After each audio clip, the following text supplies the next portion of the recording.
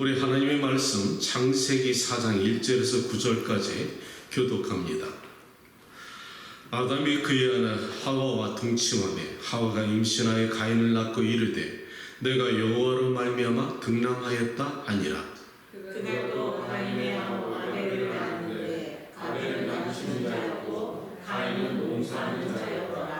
세월이 지난 후에 가인은 땅의 소산으로 제물을 삼아 여호와께 드렸고 아벨은 자기로 양의 첫 새끼와 그 기름으로 노렸더니 여호와께서 아벨과 그의 제물을 받으셨으나 가인과 그의 제물은 받지 아니하신지라. 가인이 몹시 분하여 안색이 변하니 여호와께서 가인에게 이르시되 내가 분하여 하는 것이 되느냐 안색이 변하는 것이 되느냐.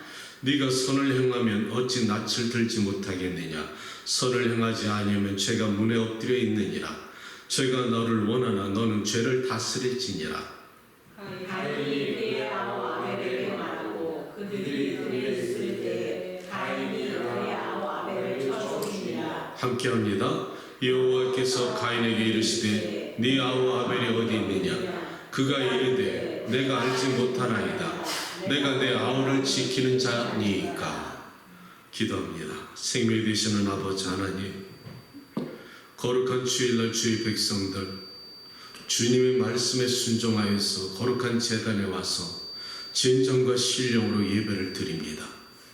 약속하신 대로 신실하신 말씀대로 보혜사 성령께서 이 자리에 임재하여 주셔서 저들의 심령 속에 간구하는 기도를 들으시고 경배를 받으시며 감사를 받으시고 하늘은 활짝 여시고 저들의 영과 육을 축복하여 주시어서 산자의 하나님을 체험하게 하시고 이 땅에 살아가는 동안 천국 시민권 붙잡고 당당하게 살아갈 수 있는 복된 하나님의 백성으로 구별하여 주시옵소서.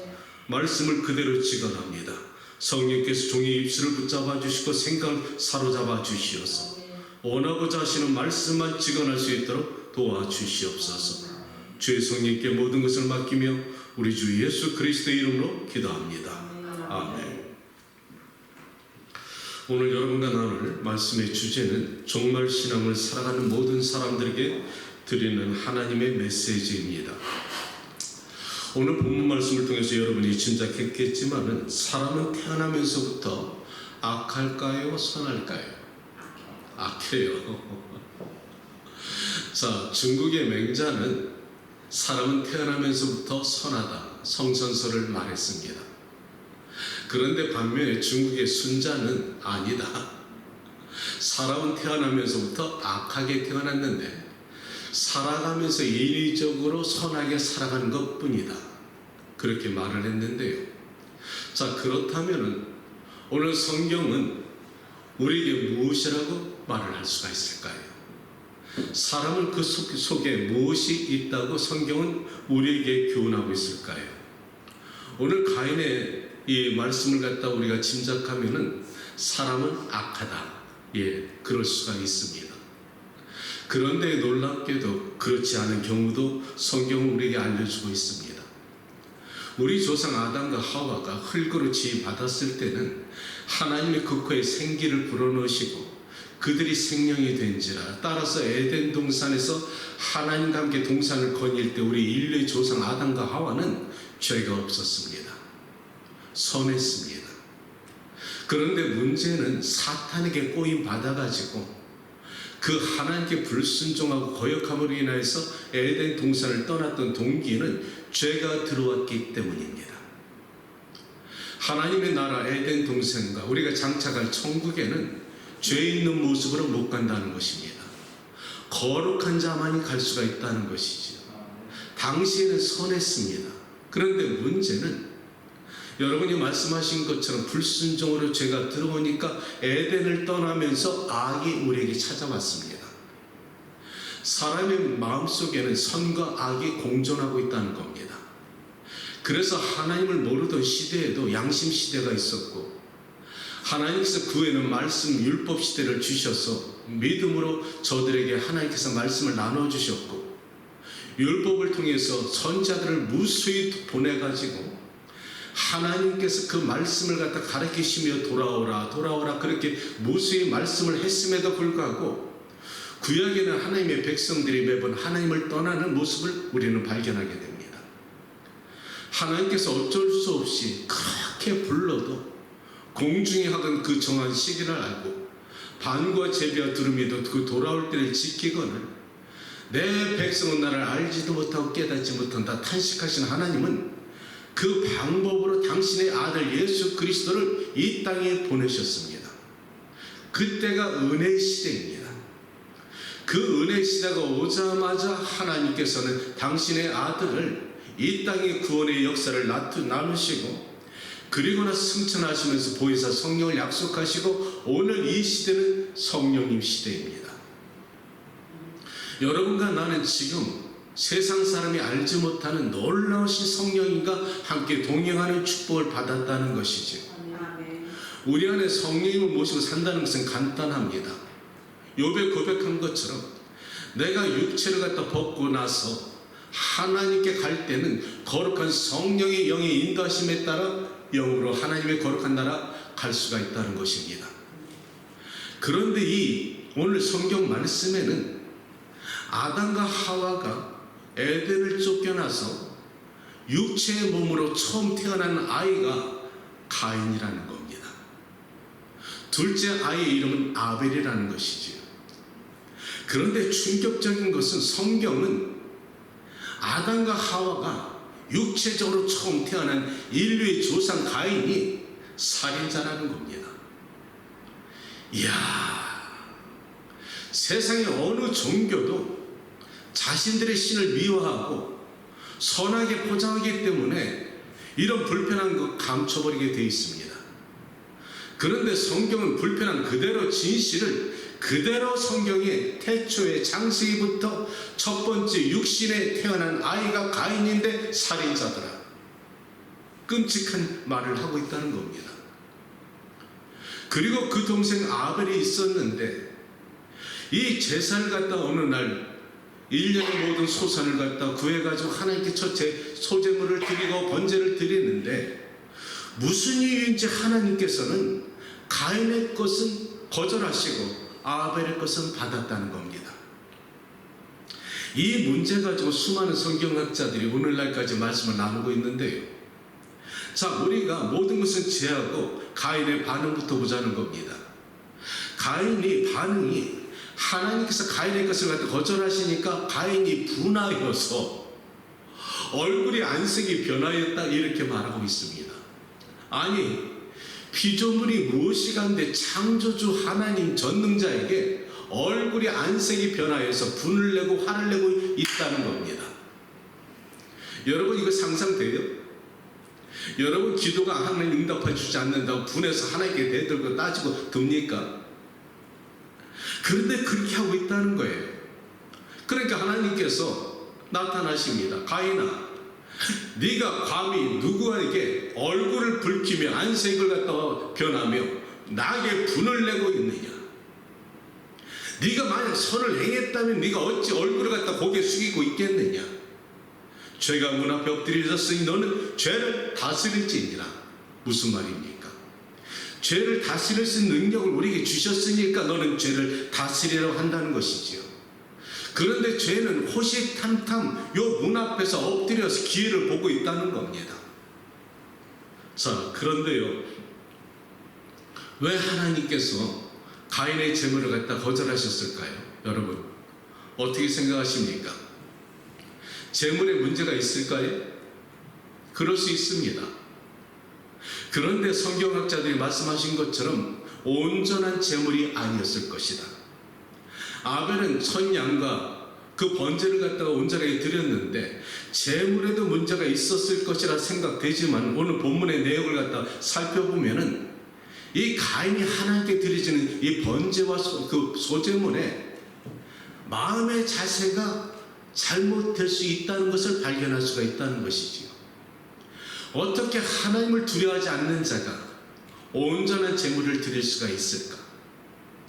하나님을 두려워하는 자는 그 말씀에 준하여서 말씀에 순종하고 흠없고 아주 순전한 번제물을 드리는데 이렇게 하나님께 얼굴색이 변하고 빨갛게 혈기가 드러나면서 대드는 자는 하나님을 두려워하지 않는 자에게는 온전한 번제가 아니라 마음에도 없는, 억지로 생각도 원치 않는, 그러나 할 수 없이 드리는, 그런 마지못해 드리는 하나님께 드린 제물이 될 수가 있었다는 것입니다.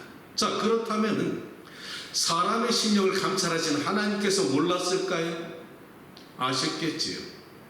아벨의 정성스러운 그 마음 받았지만은 마음에도 없고 마지못해 드리는, 억지로 드리고 의식적으로 드리는 가성에 젖은 헌물은 하나님은 받지를 않았다는 겁니다. 자, 그렇다면 여러분과 나 같으면은 하나님께 얼굴을 돌려 회개하고 다시 정결스러운 제물을 드렸으면 되는 것을 이 가인은 전혀 깨닫지도 않고 인정하지도 않고 하나님께 화를 냈다는 겁니다. 왜 내 것은 안 받으십니까? 왜 아벨 것은 받으십니까? 사람 차별하십니까? 자신의 행위를 발견하지 못한다는 겁니다. 이것이 오늘날 우리에게 주는 첫 번째 교훈입니다. 내가 여러분에게 항상 앞으로도 말씀드릴 것입니다. 여러분과 내가 인생을 살아가면서 하나님이 주신 축복이 많습니다. 여러분, 지금 음지에서 살아가는 수많은 사람들이 있는데요, 그들은 지옥 같은 생활을 하고 있는데 우리는 그나마 하나님의 축복으로 이 거룩한 땅에서 예배를 드리고 하나님의 보호관에 살아가고 있는데, 감사의 조건을 따지기 시작하면 우리가 헤아릴 수 없이 많이 감사의 조건을 찾을 수가 있는데, 그것에 감사해서 드리는 헌물은 하나님께 분향이 돼서 올려지는데요, 억지로 마지못해 인색함으로 드리는 것은 하나님이 기뻐하지 않는다는 겁니다. 그래서 제가 여러분에게 말씀드리고 싶은 것은 여러분의 믿음의 분량대로 바치시길 축복합니다. 내가 어떻게 억지로 드렸다가 마음에 후회하고 마음에 시험 드는 것보다 차라리 나에게 주신 물질이니까 자유롭게 내 의지와 결단으로 믿음의 분량대로 바치면 된다는 것이지요. 하나님은 그것을 기뻐한다는 겁니다. 그리고 또한 하나님은 가인에게 묻습니다. 네가 어찌하여 나에게 분을 내느냐. 여기서 귀한 진리를 발견하게 되는데요, 여러분, 하나님을 무시하고 하나님을 갖다 두려워하지 않는 자가 세상의 비겁자입니다.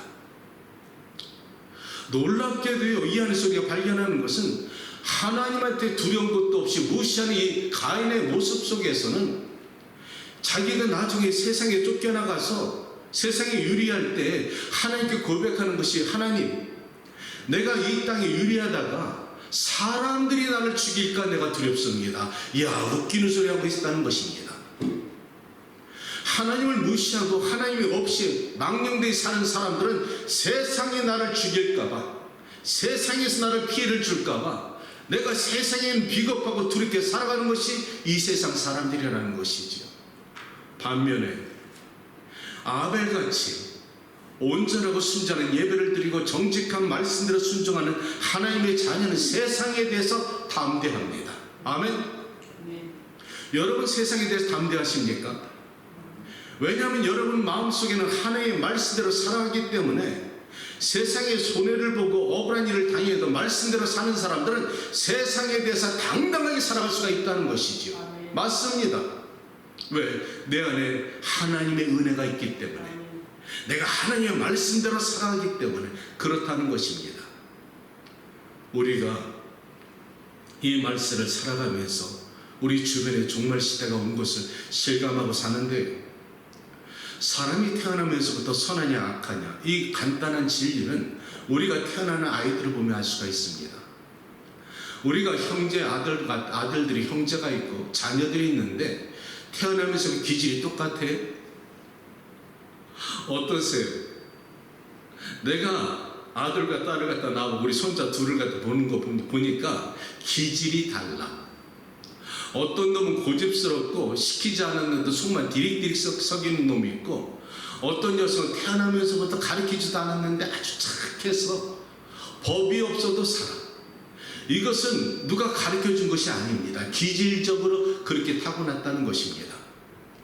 그래서 이것을 잘 다스리지 못하면은 세상에 나가서 세상에 피해를 주고 세상에 괴로움을 주는 존재가 될 수 있다는 것은 오늘 성경 하나님의 말씀이 죄가 문 앞에 엎드렸으니 너는 죄를 다스릴지니라.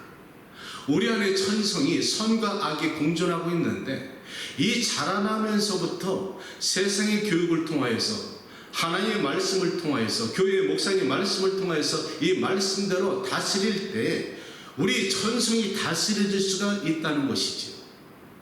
성령 세례를 아무리 받아도 성령을 소멸하고 지 멋대로 자기 생각대로 살아가는 사람들에게는 천성이 그대로 나타나지만, 그러나 성령을 받고 나서 성령의 다스림을 받고 말씀과 기도로 자신을 다스리는 자는 죄가 죽게 되어 있다는 것이지. 죄를 다스릴 수 있는 것은 우리 안에 있다는 것입니다. 그런데 지금 이 세상이 얼마나 악한지 모릅니다. 우리는 고맙게도 지금 교회 안에서 이렇게 살아가니까 모르고 있을 뿐이지, 우리 안에 악마의 기질이 있다는 겁니다. 세상에 어떻게 자기 친동생을 죽이느냐고. 이게 창세기 이야기입니다. 그런데 우리 안에 그런 기질이 있다는 겁니다. 여러분, 수년 전에 한국에 정인이 사건 혹시 기억하십니까? 아시네요, 권사님. 나는 그 사건을 갖다가 보고 나서 이야, 사람이 사람 같지가 않구나. 이야기는 이렇습니다. SBS에서 그것이 알고 싶다는 PD가 심층 취재한 그 결과를 갖다가 우리 세상에 알려준 건데요. 1년 4개월 된 여아를 갖다가 어느 기독교 가정에서 입양시켰습니다. 그런데 이 아이가 병원에 3번 실려왔다는 것이죠. 병원에서 보니까 이 아이가 분명히 뭔가 타박상을 받은 것 같은데 경찰에 신고했는데 경찰에서 아무 혐의가 없다고 무마시켜버리고 부모에게 돌려보냈습니다. 그런데 마지막 3번째 실려올 때는 병원에서 보니까 이미 이 아기 1년 4개월 된 말도 못하고 우는 아기가 장이 파열돼서 이 안에 피가 가득하고 뼈가 부러졌으며 온몸에는 타박상을 받았다는 겁니다. 병원에서 노력을 했지만 며칠 안 돼서 이 아이는 죽었습니다. 그래서 이 사건이 드러나기 한 건데요. 그 집안이 기독교 가정이라는 겁니다. 그리고 EBS 프로그램에서 그 가정을 갖다가 소개하기를 이 사람들은 입양하고 수많은 어린아이들에게 도움을 준 믿음의 가정이었다. 이렇게 했기 때문에 몰랐다는 것이지요. 그들은 프로그램에 나가 산다는 말이 입양 결코 부끄러운 것이 아닙니다. 입양은 축복을 받는 것입니다. 이렇게 뻔뻔하게 가증스럽게 말한 그 부모가 결국 아이를 그렇게 죽였다는 것이 세상에 드러났는데, 병원에서 죽은 아이 곁에서 이 엄밀한 자가 하는 것이 정이나 미안해 엄마를 용서해 통곡을 하는 그 가증스러운 모습을 보고 의사들이 몸부림쳤다는 것이지요. 사람 안에는 악마가 있다. 우리 안에는 그런 타고난 기질이 인간에게 있다는 것입니다. 우리 마음속에도 사람을 미워하고 시기하고 조롱하고 우리도 마음속으로 수없이 사람을 죽이는 경우도 없지 않아 있습니다. 드러나지 않았을 뿐이지, 다스림을 받았을 뿐이지. 그런데 오늘도 이 종말의 시대에 우리가 모르는 저 어둠의 습지에는 수많은 죄가 있다는 것이지요. 그래서 말세의 징조에 성경 우리에게 말씀하여 주시기를, 디모데후서 3장 1절에 말씀하시기를, 말세가 되면 고통하는 때가 이르러 사람들이 자기만 사랑하고 돈을 사랑하고 하나님 말씀을 거역하며 부모를 갖다 거역하고 배반하며 원통하고 무지하며 무정하며 쾌락을 사랑하기를 하나님보다 더 사랑하여서 경건의 모습은 그럴듯하나 경건의 능력은 사라진 자들에서 너는 떠나라. 이렇게 성경을 말씀하고 있다는 겁니다. 이게 말세의 징조라는 것이지요. 부모님의 말씀을 거역합니다. 세상을 사랑하기를 하나님보다 더 사랑합니다. 인정이 없습니다. 무정합니다. 조급합니다. 세상에 죄악된 것을 다 쫓아다니는데요.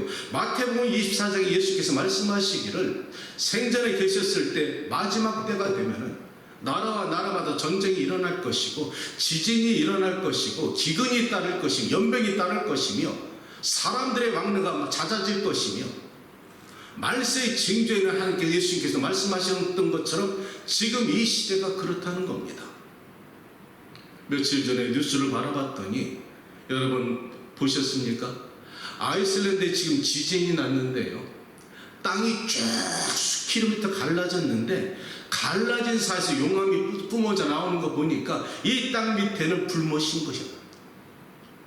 그리고 지진은 지금 수시로 일어나고 있고요. 저 북쪽 러시아 쪽에 화산 터지고 일본의 쓰나미가 지금 몰려올 지금 직전이고, 그리고 저 과테말라 인도네시아 쪽에 지금 화산이 폭발하고 있는 것이 마지막 징조가 아니면 무엇이겠습니까?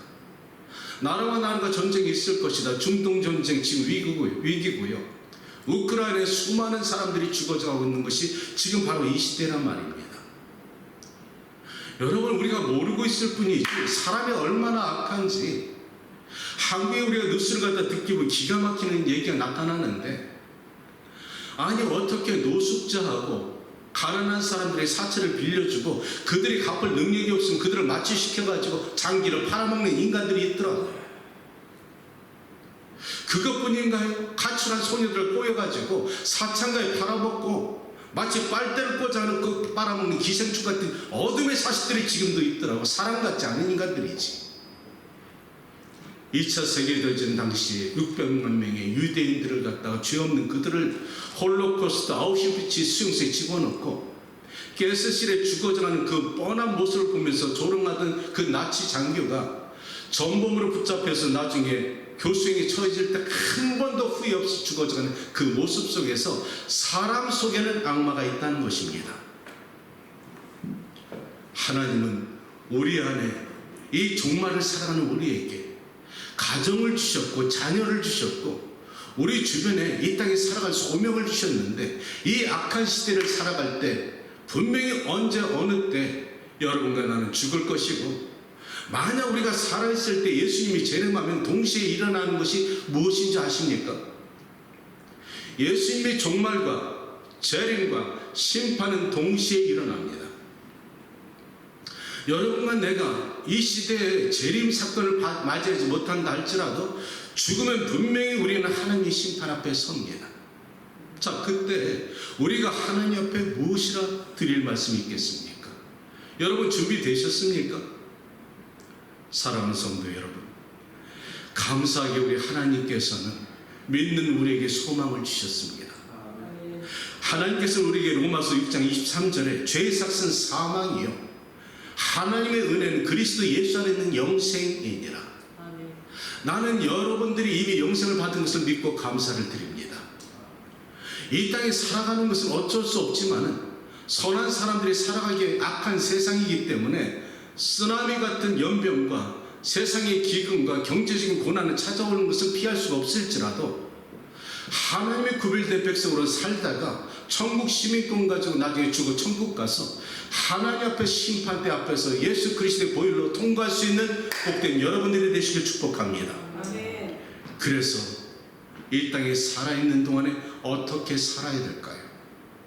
과연 우리는 어떻게 살아야 될까요? 시편의 복음 말씀하시기를 1장 1절에 복이 있는 사람들은 죄인의 길에 들어서지 않고 악인에게 쫓지 아니하며 그리고 오만한 자리에 앉지 아니한다. 아멘. 구별되게 살라는 것입니다. 죄에서 벗어나라는 것입니다.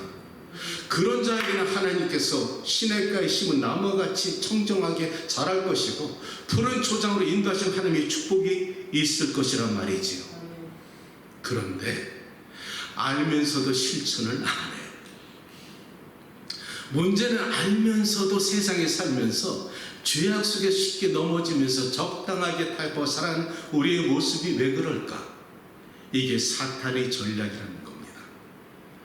놀랍게도 사탄은 창세기 때부터 시작해서 에덴을 쫓겨나면서 오늘날까지 우리 주변에 맴돌고 돌아다니면서 삼킬자를 노리고 돌아다니고 있고, 틈만 나면 타고 들어와서 괜찮아, 너만 그렇게 살아?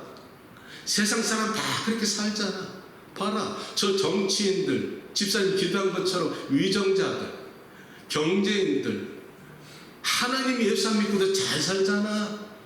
얼마나 그 가난한 사람 핍박해서 흡혈귀같이 빨아먹는데 저들은 병이 들지도 않고 장수하잖아. 욥기의 말씀 그만하지 않던가요? 욥이 하나님께 질문합니다. 하나님이 어찌하여서 악인들은 평탄하고 살이 찌고 기름진 것을 먹으며 그들은 장수하고 건강할 수가 있겠습니까? 어찌 의인들은 가난하고 핍박을 받으며 고통을 받나요? 그때 하나님 말씀하시기를 부러워하지 말아라. 악인의 멸망은 순간같이 올 것입니다. 그러고 보니까 그렇더라고. 역사를 갖다 거슬러 올라가 보니까 악인들의 멸망은 순간적으로 멸망하더라.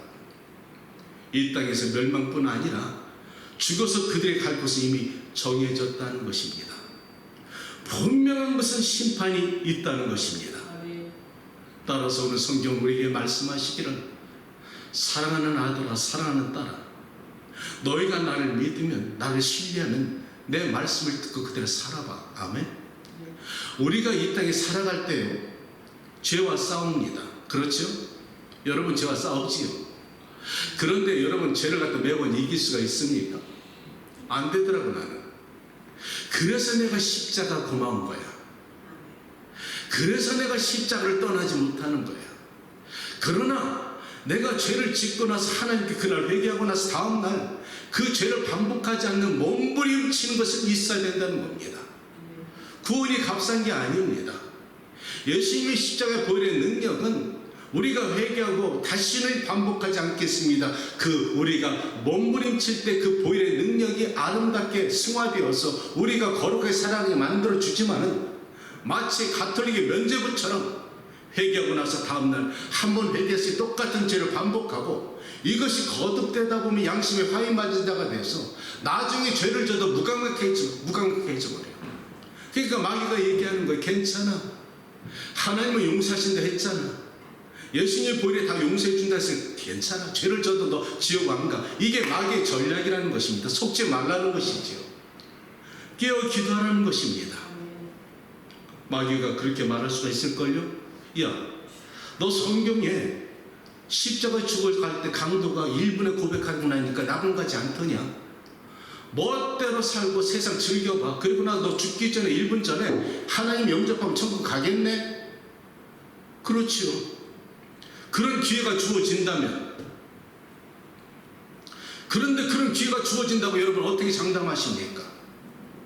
1분의 고백도 못하고 죽어져가는 사람이, 비명 행사하는 사람이 이 땅에 얼마나 많은데, 내가 1995년도에 교통사고 났을 때 조금만 들어왔으면 그 직시로 난 사망했을 것인데, 그때 나는 믿음이 있었단 말이죠. 언제 어느 때 죽어도 나는 하나님이 나를 가신 천국 시민권을 갖고 있었기 때문에 괜찮았지만, 만약 준비되지 않은 자가 내가 멋대로 살다가 죽기 10분 전에 내가 하나님 영접하겠다, 이런 자의 기회가 있을 것이라고 어떻게 보장합니까? 이것이 마귀의 전략이라는 것이죠. 그래서 하나님은 속지 말라는 겁니다. 마귀는 끊임없이 여러분에게 말씀을 전하고 있는데요, 왜 전도하기 힘든지 아세요? 전도하기 힘든 이유는 그들에게 영에 이 세상 신이 막고 있기 때문에 힘든 겁니다. 고린도서 4장 4절에 성경 그래서 이렇게 말하잖아요. 그 중에 믿지 않는 사람들에게 이 세상 신이 찾아가서 그들의 생각을 혼미하게 만들어서 그들이 그리스도의 복음의 강체가 비추지 못하게 누가 만들어? 마귀 새끼가.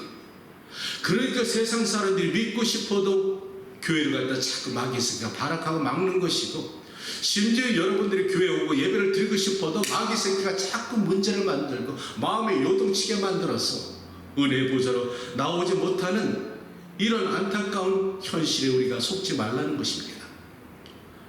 어떻게 해야 될까요? 하나님께 얼굴을 돌려야 됩니다.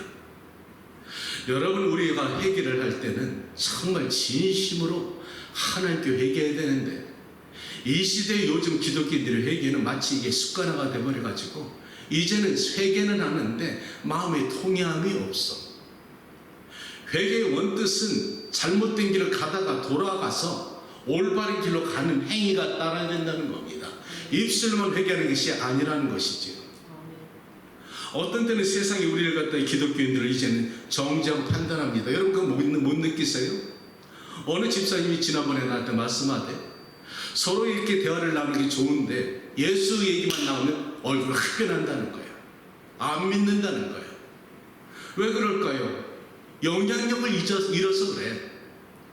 교회가 예수 그리스도의 말씀을 증거할 때 맞다, 나도 가고 싶어, 이렇게 말씀이 세상에 기독교의 영향력이 들어와야 되는데 언제부턴가 교회는 그 자정 능력을 잃어버리고 영향을 잃어버렸다는 겁니다. 여러분, 최승모 시인이라고 한국 시인이 있는데 때밀이 수건이라고 시를 한번 읽어드린 적 있나요? 그가 시를 이렇게 썼습니다.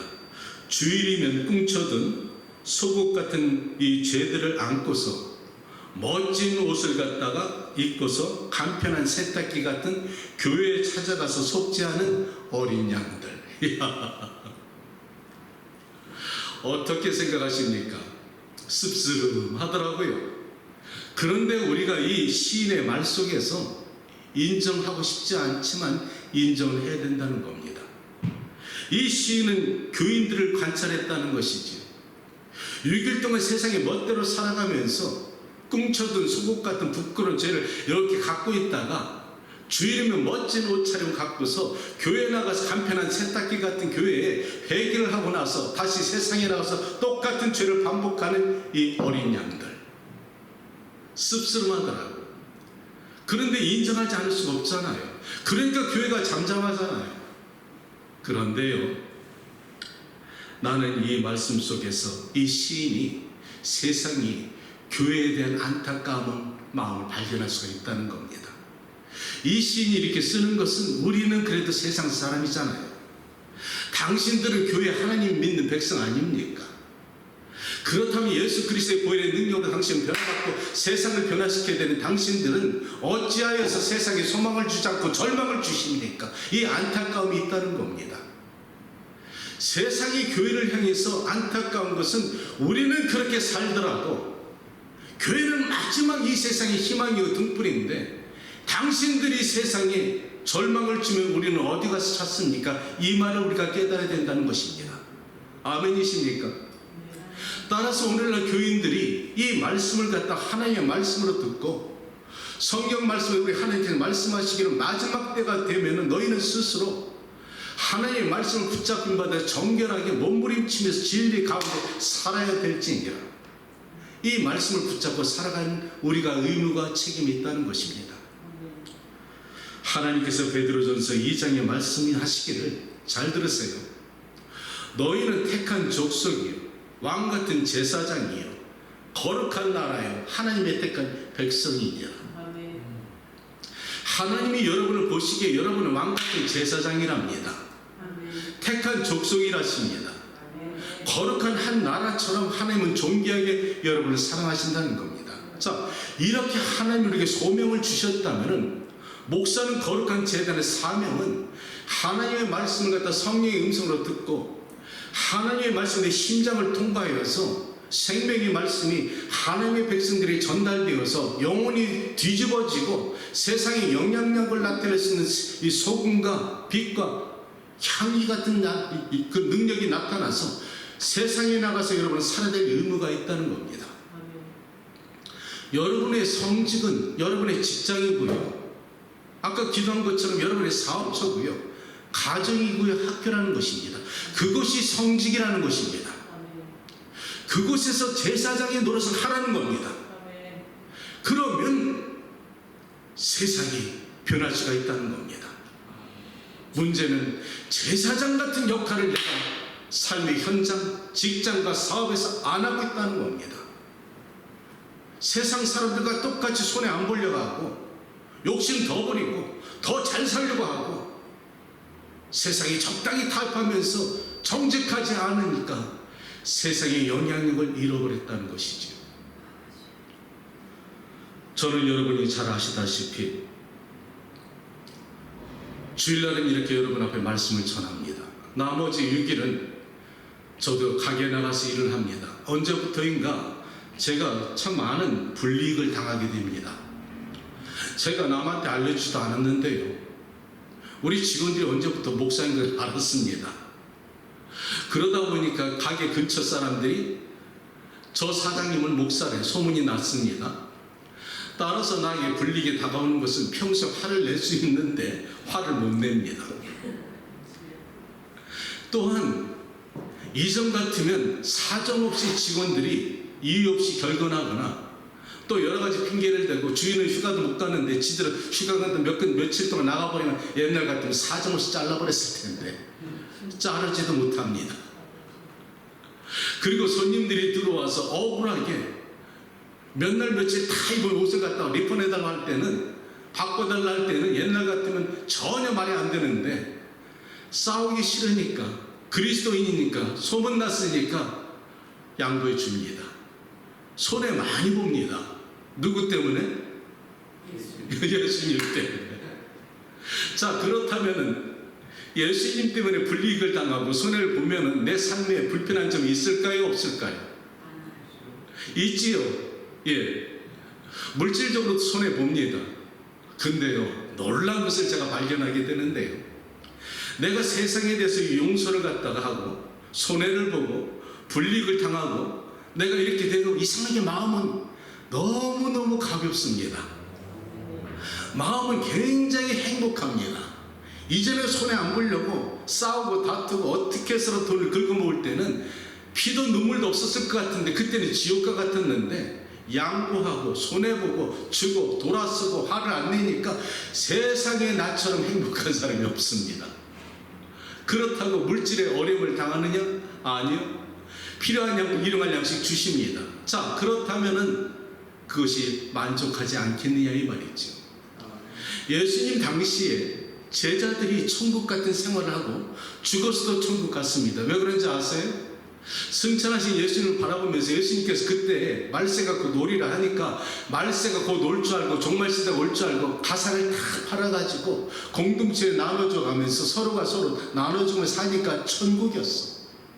살아서 천국 같은 생활하고 천국처럼 갔다는 거예요. 자, 오늘날도 마찬가지라는 것입니다. 우리의 마음에 따라서, 믿음에 따라서 내가 천국 시민권을 갖고 있으니까 좀 더 양보하고 손해보고 밀어내보고 어리석어 보여도 예수 믿기 때문에 피하자는 겁니다. 그러면 세상 사람들이 처음에 무시할지 몰라도 시간이 흐르면 저 사람은 그리스도인 맞네, 저 사람은 그래도 하나님의 아들 맞네, 그리스도인들은 달라, 이것이 나타나고 영향이 많아질 때 이 땅에 천국이 이루어진다는 겁니다. 교회가 소망입니다. 나는 세상 사람들이 교회를 갔다가 어떻게 판단할 때 난 이렇게 반론하고 싶습니다. 그래도 교회가 있으니까 세상이 아직 종말이 오지 않은 것입니다. 그래도 세상 어느 종교가, 세상에 누가 이 땅의 나라와 민족과 또 여러 가지 죄악된 인생들을 향해서 눈물로 기도하며 마치 내 죄인 것처럼 가슴에 품고 통곡하며 금식하는 종교가 어디 있는가? 아직도 교회가 있으니까 존재하고 있지 않는가? 소돔과 고모라가 의인이 10명이 없어 하나님 불바다를 갖다 만들었는데 이 땅이 아직 불바다가 되지 않은, 종말이 되지 않은 이유는 아직도 영적 10명 같은 의인이 곳곳마다 선교지마다 이 땅에 있기 때문에 하나님은 우리를 갖다 지켜주신다는 겁니다.